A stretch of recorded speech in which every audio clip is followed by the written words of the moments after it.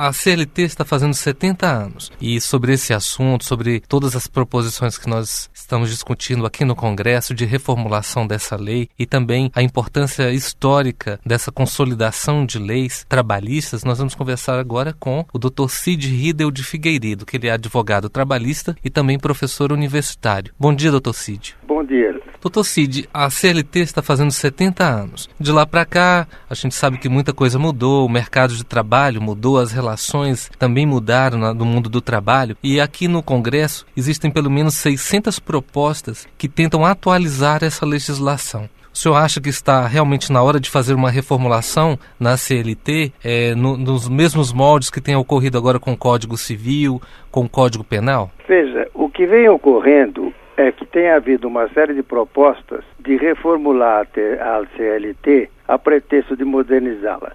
Você mesmo mencionou as alterações que vêm sendo feitas no Código Civil. É interessante que as modificações que vêm sendo feitas no direito civil estão em sentido inverso do que se está propondo. Quer dizer, enquanto no direito civil está se propondo uma tendência de maior intervenção, de maior presença do Estado nas relações entre as pessoas, no direito do trabalho está se querendo libertar do Estado e se afastar desta proteção que o Estado oferece através da consolidação das leis do trabalho. De modo que, na verdade, sob o pretexto de uma flexibilização das leis, o que se está propondo, na verdade, é uma revogação. E isto realmente não é recomendável. A CLT, nesse período agora de completar 70 anos, ela precisa se defender dessas propostas que,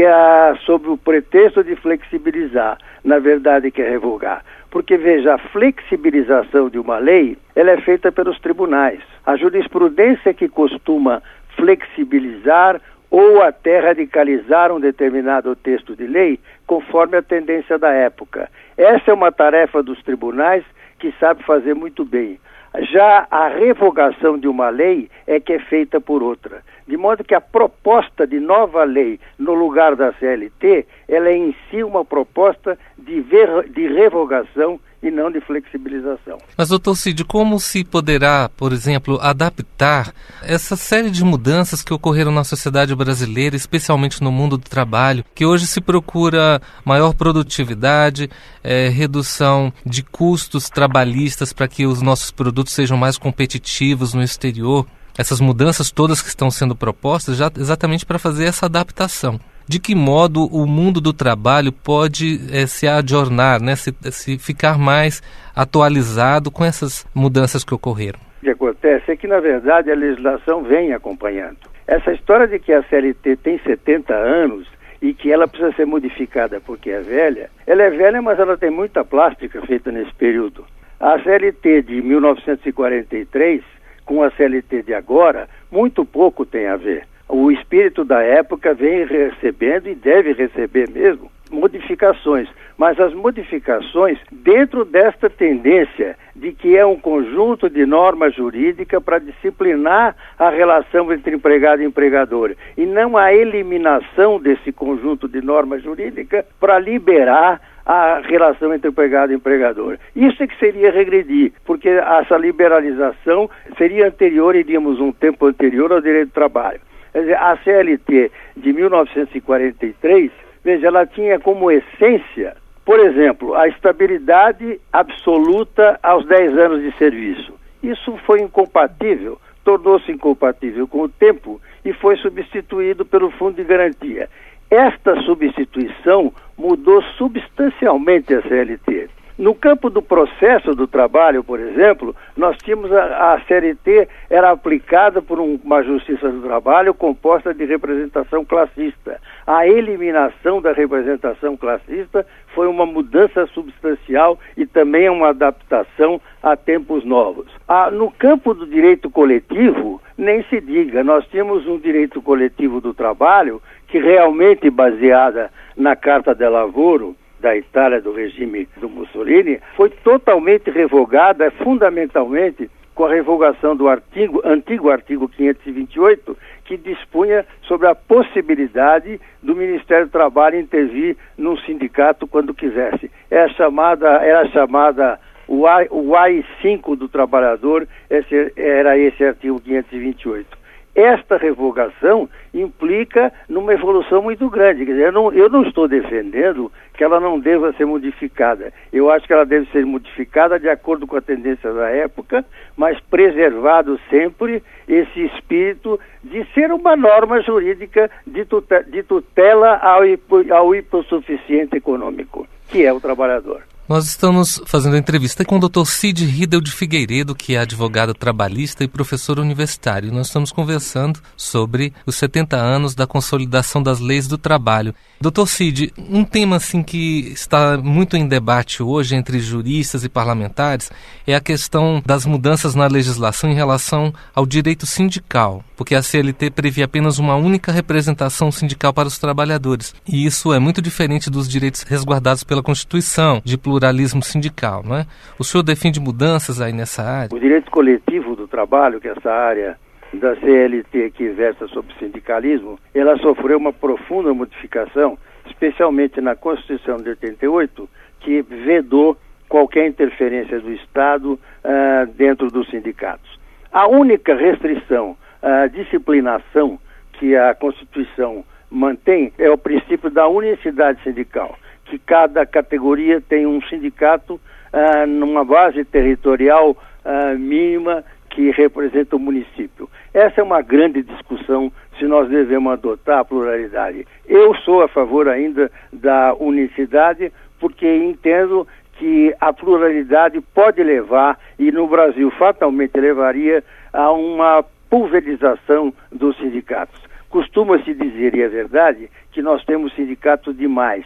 E eu fico me perguntando quantos teríamos se fosse adotada a pluralidade. Um outro tema é a questão da terceirização da mão de obra nas atividades fins das empresas. Mas como o senhor vê essa questão?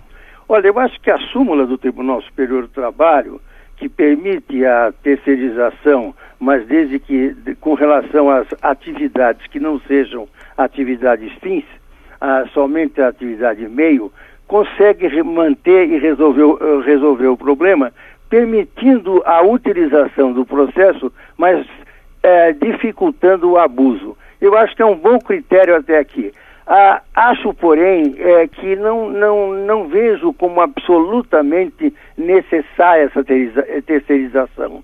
Eu acho que é uma proposta de redução de custo que precisa ser posta com muito cuidado, porque essa redução de custo não pode implicar em redução do custo do trabalho, porque seria redução dos ganhos do trabalhador, que é o que o direito do trabalho visa proteger. Mas, inclusive, há uma proposta aqui no Congresso, acho, do deputado Vicentinho, determina que o salário do empregado e do terceirizado na mesma atividade deve ser o mesmo. Isso tem que ser mesmo, e aliás a jurisprudência do tribunal exige, desde que eles trabalhem nas mesmas condições, o fato de ser terceirizado não pode ganhar menos, não. Agora, é que às vezes a vantagem obtida pelo trabalhador, a segurança do trabalhador, não é só o salário. O fato de pertencer a uma determinada categoria, estar sujeito a um determinado regimento, a uma determinada condição de trabalho, tanto é que tem tido muitas ações e tramitam muitas ações na Justiça do Trabalho de terceirizados postulando direitos que são concedidos aos não terceirizados e a eles são negados. Quer dizer, a realidade mostra que a paridade entre ambos não tem que ser só salário, tem que ser das condições de trabalho em geral. E isto eu acho que a súmula do TST assegura, pelo menos na medida do possível. Dr. Cid Ridel, para encerrarmos a nossa entrevista, qual a sua opinião em relação aos tribunais do trabalho, à justiça do trabalho? Há algum tempo atrás eu te diria que tinha uma composição muito conservadora. Hoje eu acho que é uma composição de certo equilíbrio. Agora, o grande problema da Justiça do Trabalho, que é o problema em geral do Poder Judiciário, é a sobrecarga de processos, é a centralização que existe, que eu acho que a sobrecarga de processos se resolve não é com a eliminação de processo ou com a eliminação de recursos, mas com a descentralização do poder. Eu acho que há toda uma centralização nos tribunais superiores e isso é que tem ocasionado, além de, naturalmente, do crescimento do país, tem ocasionado um aumento de demandas e que tornam a justiça morosa. Esta é a grande queixa que a sociedade tem dela. Quanto ao papel como aplicador do direito, eu acho que a Justiça do Trabalho exerce o seu papel de forma muito correta e muito louvável. Eu dizia ainda no começo da nossa conversa que eu acho que cabe à Justiça do Trabalho e não à lei flexibilizar o direito. E entendendo aí flexibilizar no seu real sentido, ou seja, interpretar a norma jurídica de acordo com os anseios e características da época, isto vem sendo muito bem feito, em regra, pelo Poder Judiciário trabalhista. Essa então foi a nossa entrevista com o Dr. Cid Ridel de Figueiredo, advogado trabalhista e professor universitário, que conversou aqui conosco sobre os 70 anos da consolidação das leis do trabalho. Dr. Cid, muito obrigado pela sua entrevista e um bom dia. Eu agradeço a você, agradeço a saúde dos seus ouvintes e bom dia.